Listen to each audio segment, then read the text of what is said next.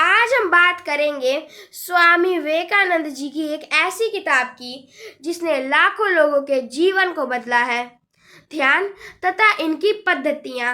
यह किताब न सिर्फ ध्यान के बारे में बताती है, बल्कि यह हमें यह भी सिखाती है कि कैसे हम अपने मन को नियंत्रण करें, अपने भीतर की शक्तियों को जगाएं और जीवन को एक नई दिशा दें। हर अध्याय में स्वामी विवेकानंद जी ने ध्यान की गहराइयों को इतने सरल और शक्तिशाली तरीके से बताया है कि यह हर किसी के लिए उपयोगी होगा। तो तैयार हो जाइए, क्योंकि यह सफ़र आपको आपके भीतर की अनंत संभावनाओं से मिलाने वाला है। चैप्टर 1, ध्यान का अर्थ और महत्व। दोस्तों, सबसे पहले स्वामी जी हमें बताते हैं कि ध्यान क्या है। ध्यान कोई जटिल क्रिया नहीं है, बल्कि यह मन को एकाग्रित करने की कला है। स्वामी जी कहते हैं कि हमारा मन एक बेकाबू घोड़े की तरह है जो इधर उधर भागता रहता है। ध्यान वह लगाम है जो उस घोड़े को नियंत्रित करती है। ध्यान का महत्व समझाते हुए स्वामी जी कहते हैं कि यह हमें अपने भीतर की शक्ति से जोड़ता है। यह वह प्रक्रिया है जो हमें बाहरी दुनिया के शोर से हटाती है और अपनी असली स्वरूप यानी आत्मा से मिलाती है। इस चैप्टर में स्वामी जी हमें प्रेरित करते हैं कि ध्यान को अपने दैनिक जीवन का हिस्सा बनाएं, क्योंकि यह ना सिर्फ मानसिक शांति देता है, बल्कि यह जीवन के हर क्षेत्र में हमें सफलता की ओर ले जाता है। चैप्टर 2, ध्यान की तैयारी। अब बात आती है ध्यान की तैयारी की। इस चैप्टर में स्वामी विवेकानंद जी हमें कुछ बुनियादी बातें बताते हैं। स्थान, एक शांत जगह चुनें जहाँ कोई शोर ना हो। समय, सुबह का समय ध्यान के लिए सबसे अच्छा होता है, क्योंकि तब मन ताज़ा और शांत होता है। शारीरिक तैयारी, ध्यान से पहले शरीर को आरामदायक स्थिति में लाएं। हल्का प्राणायाम करें। स्वामी जी इस बात पर जोर देते हैं कि ध्यान के लिए मन को शांत होना सबसे ज़्यादा ज़रूरी है। अगर आप गुस्से में हैं या तनाव में हैं, तो पहले कुछ गहरी सांसें लें और मन को स्थिर करें। स्वामी जी कहते हैं कि ध्यान के लिए सबसे ज़रूरी है संकल्प। अगर आपने ठान लिया कि मुझे ध्यान करना है, तो कोई भी बाधा आपको रोक नहीं सकती है। चैप्टर 3, आसन और मुद्रा। चैप्टर 3 में स्वामी जी हमें ध्यान के लिए कुछ सही आसन के बारे में बताते हैं। वह कहते हैं कि ध्यान के लिए शरीर को ऐसे स्थान में होना चाहिए जिसमें आप लंबे समय तक बिना हिले डुले बैठ सकें। स्वामी जी कुछ प्रमुख आसन का जिक्र करते हैं, जैसे कमलासन। यह सबसे प्रभावी आसन है जिसमें रीढ़ सीधी रहती है। वह कहते हैं कि रीढ़ को हमेशा सीधी रखनी चाहिए, क्योंकि यह ऊर्जा के प्रभाव को बढ़ाता है। अगर आप लंबे समय तक बैठ नहीं पाते हैं, तो शुरुआत में कुर्सी पर भी ध्यान कर सकते हैं। बस आपकी रीढ़ सीधी होनी चाहिए। चैप्टर 4, मन की एकाग्रता। यह चैप्टर ध्यान का दिल है। स्वामी जी कहते हैं कि ध्यान का असली लक्ष्य है मन को एक बिंदु पर केंद्रित करना, लेकिन यह इतना आसान नहीं है, क्योंकि हमारा मन हर पल इधर उधर भटकता रहता है। स्वामी जी हमें सिखाते हैं कि मन को एकाग्रित करने के लिए हमें एक ध्यान बिंदु चुनना चाहिए। या कोई मूर्ति या मोमबत्ती की लौ भी हो सकती है। वह कहते हैं कि शुरुआत में मन भटकेगा, लेकिन धीरे धीरे अभ्यास से वह स्थिर होने लगेगा। मन को एकाग्रित करना एक कला है। जितना अधिक आप अभ्यास करेंगे, उतना ही आप इसमें माहिर होते जाएंगे। चैप्टर 5, प्राणायाम का महत्व। चैप्टर 5 में स्वामी जी प्राणायाम की बातें करते हैं। वह कहते हैं कि प्राणायाम न सिर्फ शरीर को स्वस्थ रखता है, बल्कि यह हमारे मन को भी शांत रखता है। प्राणायाम का मतलब है श्वास पर नियंत्रण। स्वामी जी कुछ आसान प्राणायाम की तकनीकों की जिक्र करते हैं, जैसे अनुलोम विलोम या श्वास को संतुलित करता है। वह सलाह देते हैं कि ध्यान से पहले 5-10 मिनट प्राणायाम करें, क्योंकि यह आपके मन को स्थिर करने में बहुत मदद करता है। प्राणायाम हमेशा किसी गुरु के देखरेख में सीखना चाहिए, ताकि आप इसे सही तरीके से कर सकें। चैप्टर 6, बाहरी और आंतरिक बाधाएं। ध्यान आसान नहीं है, और स्वामी जी इस चैप्टर में बताते हैं कि ध्यान को कई बाधाएं रोकती हैं। यह बाधाएं 2 तरह की होती हैं। बाहरी बाधाएं जैसे शोर, असुविधाजनक जगह, और आंतरिक बाधाएं जैसे भटकते विचार, चिंता या नकारात्मक भावनाएं। स्वामी जी कहते हैं कि इन बाधाओं को दूर करने के लिए धैर्य और अभ्यास की ज़रूरत है। वह सलाह देते हैं कि अगर मन भटके तो उसे ज़बरदस्ती रोकने की बजाय धीरे धीरे अपना ध्यान बिंदु पर वापस लाएं। बाधाएं आएंगी, लेकिन उन्हें पार कर कर ही आप ध्यान की गहराइयों तक पहुंच सकते हैं। चैप्टर 7, सही आहार और जीवन शैली। इस चैप्टर में स्वामी जी कहते हैं कि ध्यान के लिए सिर्फ मन नहीं, शरीर भी तैयार होना चाहिए। इसीलिए सही आहार और जीवन शैली ज़रूरी है। स्वामी जी सात्विक भोजन की सलाह देते हैं, जैसे ताजे फल और सब्जियां। वह कहते हैं कि नियमित नींद और सकारात्मक सोच ध्यान को गहरा करती है। स्वामी जी हमें चेतावनी देते हैं कि भोजन जैसे मांस, शराब और अनियंत्रित जीवन शैली मन को अशांति देती है। दिन में कम से कम एक बार सात्विक भोजन करें। चैप्टर 8, ध्यान में धैर्य और निरंतरता। स्वामी जी इस चैप्टर में हमें धैर्य की सीख देते हैं।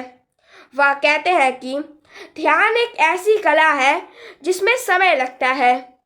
कई बार लोग उत्साह में शुरू तो कर देते हैं, लेकिन जल्दी परिणाम ना मिलने पर हार मान लेते हैं। स्वामी जी कहते हैं कि ध्यान में निरंतरता सबसे ज़रूरी है। भले ही आप एक दिन 5 मिनट ही ध्यान करें, लेकिन इसे रोज़ करें। धीरे धीरे आप अपने मन में बदलाव महसूस करेंगे। ध्यान एक बीज है, जिसे रोज पानी दो तो वो एक दिन एक विशाल वृक्ष बन जाता है। चैप्टर 9, गुरु और मार्गदर्शन। चैप्टर 9 में स्वामी जी ने गुरु के महत्व पर जोर दिया है। वह कहते हैं कि ध्यान का रास्ता जटिल हो सकता है, और एक अनुभवी गुरु हमें सही दिशा दिखाता है। गुरु ना सिर्फ तकनीकें सिखाता है, बल्कि वह हमें प्रेरणा देता है और हमारे आत्मविश्वास को भी बढ़ाता है। हालांकि स्वामी जी यह भी कहते हैं कि अगर आपको सच्चा गुरु ना मिले तो आप स्वयं भी ध्यान शुरू कर सकते हैं। इसके लिए आपको शास्त्रों का अध्ययन और आत्मचिंतन करना चाहिए। चैप्टर 10, ध्यान और भक्ति। इस चैप्टर में स्वामी जी ने ध्यान और भक्ति के बीच संबंध बताया है। वह कहते हैं कि भक्ति ध्यान को गहरा करती है। अगर आप ईश्वर, गुरु या आदर्श में श्रद्धा रखते हैं तो यह आपके ध्यान को एक नई ऊर्जा देता है। चैप्टर 11, ध्यान में प्रतीक और मंत्र। चैप्टर 11 में स्वामी जी प्रतीक और मंत्र की शक्ति के बारे में बताते हैं। वह कहते हैं कि मंत्र एक ऐसी ध्वनि है जो मन को शांत और एकाग्रित करती है। उदाहरण के लिए ओम का जाप ध्यान को गहरा करता है। आप ध्यान शुरू करने से पहले 5 मिनट ओम का जाप करें। यह आपके मन को शांत करेगा और केंद्रित करने में मदद करेगा। चैप्टर 12, ध्यान और नैतिकता। स्वामी जी इस चैप्टर में कहते हैं, ध्यान सिर्फ एक क्रिया नहीं बल्कि जीवन शैली है। इसके लिए नैतिकता बहुत ज़रूरी है। वह कहते हैं कि सत्य, अहिंसा और ब्रह्मचर्य जैसे मूल्यों को अपनाने से मन शुद्ध होता है और शुद्ध मन ही गहरे ध्यान में उतर सकता है। स्वामी जी सलाह देते हैं कि हमें जीवन में छोटे छोटे नैतिक बदलाव लाने चाहिए। चैप्टर 13 ध्यान और कर्म। चैप्टर 13 में स्वामी जी ध्यान और कर्म योग के बीच संतुलन की बात करते हैं। वह कहते हैं कि ध्यान हमें आंतरिक शक्ति देता है, जबकि कर्म हमें बाहरी दुनिया में सक्रिय रखता है। दोनों का संतुलन ही सच्चा योग है। चैप्टर 14 ध्यान और ज्ञान।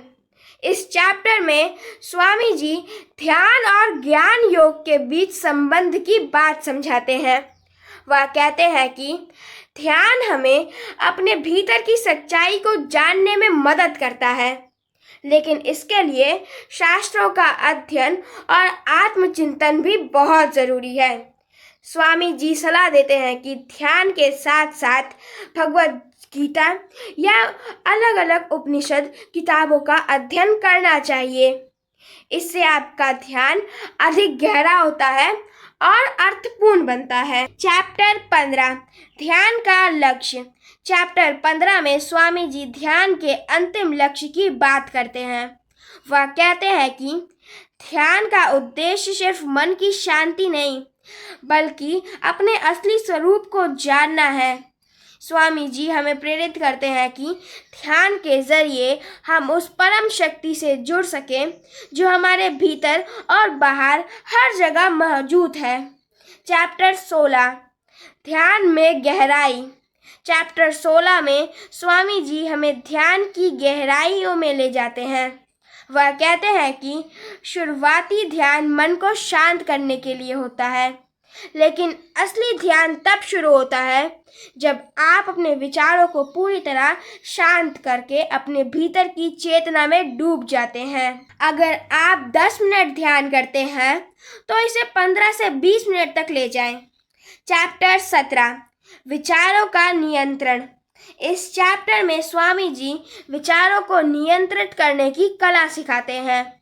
वह कहते हैं कि ध्यान का सबसे बड़ा दुश्मन है अनियंत्रित विचार। हमारा मन हर पल सैकड़ों विचारों से भरा होता है और ध्यान इन विचारों को शांत करने की प्रक्रिया है। स्वामी जी एक प्रभावी तकनीक सुझाते हैं, साक्षी भाव, यानी अपने विचारों को एक दर्शक की तरह देखना, बिना उसमें उलझे। अगर कोई विचार आए तो उसे नज़रअंदाज करें और अपना ध्यान बिंदु पर वापस लौटाएं। चैप्टर 18 ध्यान और एकांत। चैप्टर 18 में स्वामी जी एकांत के महत्व पर जोर देते हैं। वह कहते हैं कि ध्यान के लिए एकांत वह मिट्टी है जिसमें आपका विकास फलता फूलता है। एकांत में आप अपने मन के साथ अकेले होते हैं और यही वह समय होता है जब आप अपने भीतर की सच्चाई को समझ सकते हैं। स्वामी जी सलाह देते हैं कि दिन में कुछ समय निकालकर एकांत में बैठें। चैप्टर 19 ध्यान में संकल्प की शक्ति। स्वामी जी इस चैप्टर में कहते हैं कि ध्यान में सफलता का सबसे बड़ा रहस्य संकल्प होता है। अगर आप अपने मन में ठान ले कि मुझे ध्यान करना है, तो कोई भी बाधा आपको रोक नहीं सकती है। वह कहते हैं कि संकल्प को मजबूत करने के लिए अपने लक्ष्य को स्पष्ट रखें। उदाहरण के लिए, अगर आपका लक्ष्य है कि मन की शांति, तो हर बार ध्यान शुरू करने से पहले खुद को याद दिलाएं कि आप ये क्यों कर रहे हैं। चैप्टर 20 ध्यान और चेतना का विस्तार। चैप्टर 20 में स्वामी जी ध्यान के एक उच्च स्तर की बात करते हैं। वह कहते हैं, जब आप नियमित ध्यान करते हैं तो आपकी चेतना का विस्तार होने लगता है। आप सिर्फ अपने शरीर और मन तक सीमित नहीं रहते हैं, बल्कि आप पूरे ब्रह्मांड से जुड़ने लगते हैं। स्वामी जी इस अनुभव को चेतना कहते हैं। वह सलाह देते हैं कि ध्यान के दौरान अपनी मन की सीमाओं से मुक्त हो जाओ। चैप्टर 21 ध्यान और अंतर्जनन। इस चैप्टर में स्वामी जी ध्यान और अंतर्जनन की बीच के संबंध को बताते हैं। वह कहते हैं कि गहरा ध्यान आपके अंतर्जनन को जागृत करता है। यह आंतरिक आवाज है जो आपको सही या गलत के फैसले करने में मदद करती है। चैप्टर 22 ध्यान और तनाव मुक्ति। स्वामी जी इस चैप्टर में आधुनिक जीवन की सबसे बड़ी समस्या तनाव के बारे में बात करते हैं। वह कहते हैं कि ध्यान तनाव को खत्म करने का सबसे प्रभावी तरीका है। जब आप ध्यान करते हैं तो आपका मन नकारात्मक विचार से मुक्त होने लगता है। चैप्टर 23 ध्यान और आत्मविश्वास। स्वामी जी इस चैप्टर में कहते हैं कि ध्यान आपके आत्मविश्वास को बढ़ाता है। जब आप अपने मन को नियंत्रित करना सीखते हैं तो आप जीवन की हर चुनौती का सामना करने के लिए तैयार हो जाते हैं। वह कहते हैं कि ध्यान आपको आंतरिक शक्ति से जोड़ता है और यही शक्ति आपको आत्मविश्वास देती है। चैप्टर 24 ध्यान और स्वास्थ्य। चैप्टर 24 में स्वामी जी ध्यान और शारीरिक स्वास्थ्य के बीच में संबंध बताते हैं। वह कहते हैं कि ध्यान न सिर्फ मन को शांत करता है बल्कि आपके शरीर को भी स्वस्थ रखता है। नियमित ध्यान आपके शरीर को स्वस्थ रखता है और वह आपके शरीर को तनाव से मुक्त करता है। चैप्टर 25 ध्यान और रचनात्मकता। इस चैप्टर में स्वामी जी ध्यान और रचनात्मकता के बीच के संबंध में बात करते हैं। वह कहते हैं कि जब आपका मन शांत होता है तब आपके भीतर नए विचार बनते हैं। स्वामी जी सलाह देते हैं कि अगर आप किसी रचनात्मक कार्य में अटक गए हैं तो कुछ देर ध्यान करें। चैप्टर 26 ध्यान और समय। चैप्टर 26 में स्वामी जी ध्यान और समय की बात करते हैं।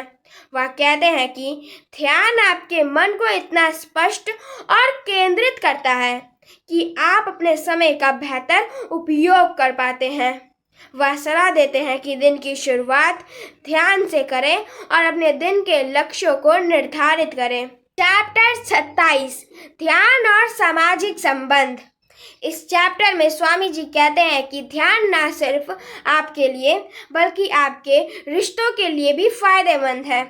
जब आपका मन शांत और संतुलित होता है तो आप दूसरों के साथ भी अधिक धैर्य और प्रेम से व्यवहार करते हैं। स्वामी जी सलाह देते हैं कि ध्यान के बाद अपने प्रियजनों के साथ समय बिताएं। चैप्टर 28 ध्यान और नेतृत्व।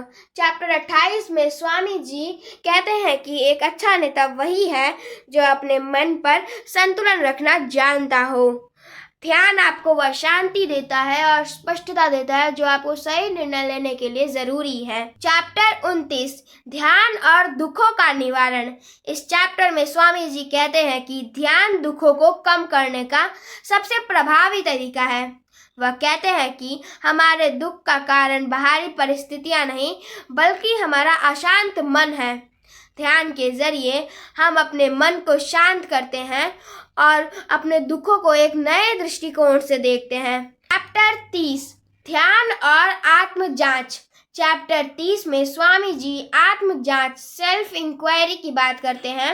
वह कहते हैं कि ध्यान का एक महत्वपूर्ण हिस्सा है अपने आप से सवाल करना, मैं कौन हूँ? यह सवाल आपको आपके असली स्वरूप यानी आत्मा की ओर ले जाएगा। चैप्टर 31 ध्यान और समर्पण। इस चैप्टर में स्वामी जी समर्पण की शक्ति की बात करते हैं।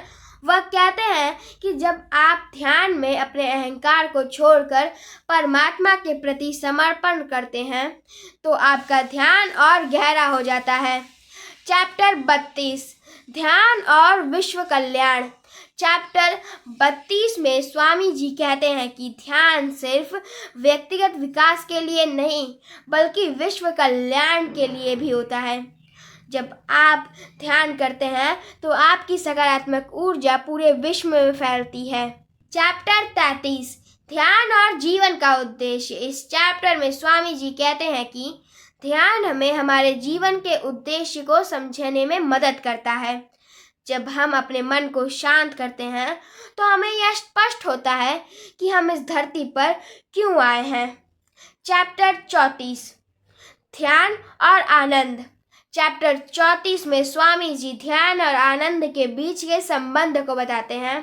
वह कहते हैं कि सच्चा आनंद बाहरी चीज़ों में नहीं बल्कि अपने भीतर है। ध्यान आपको उस आनंद से जोड़ता है जो अनंत है। स्वामी जी सलाह देते हैं कि ध्यान के दौरान अपने भीतर के आनंद को महसूस करें और उसे अपने जीवन का हिस्सा बनाएं। चैप्टर 35 ध्यान और मुक्ति। चैप्टर 35 में स्वामी जी ध्यान के अंतिम लक्ष्य मुक्ति की बात करते हैं। वह कहते हैं कि ध्यान हमें संसार की बाधाओं से मुक्त कराता है और हमें परमात्मा के साथ एक करता है। चैप्टर 36 ध्यान का सार। अंतिम चैप्टर में स्वामी जी ध्यान के सार को समेटते हैं। वह कहते हैं कि ध्यान सिर्फ एक तकनीक नहीं बल्कि जीवन जीने की कला है। यह वह प्रक्रिया है जो हमें अपने भीतर की अनंत शक्ति और आनंद से जोड़ती है। स्वामी जी हमें प्रेरित करते हैं कि ध्यान को अपने जीवन का हिस्सा बनाएं और हर दिन इसे और गहरा करें। वह कहते हैं कि ध्यान के जरिए हम ना सिर्फ अपने जीवन को बदल सकते हैं बल्कि पूरी दुनिया को बेहतर बना सकते हैं। हर दिन थोड़ा समय ध्यान को दें और देखें कि आपका जीवन कैसे बदलता है। अपने भीतर की शक्ति को खोजें, अपने उद्देश्य को समझें और दुनिया को बेहतर बनाने में योगदान दें। धन्यवाद।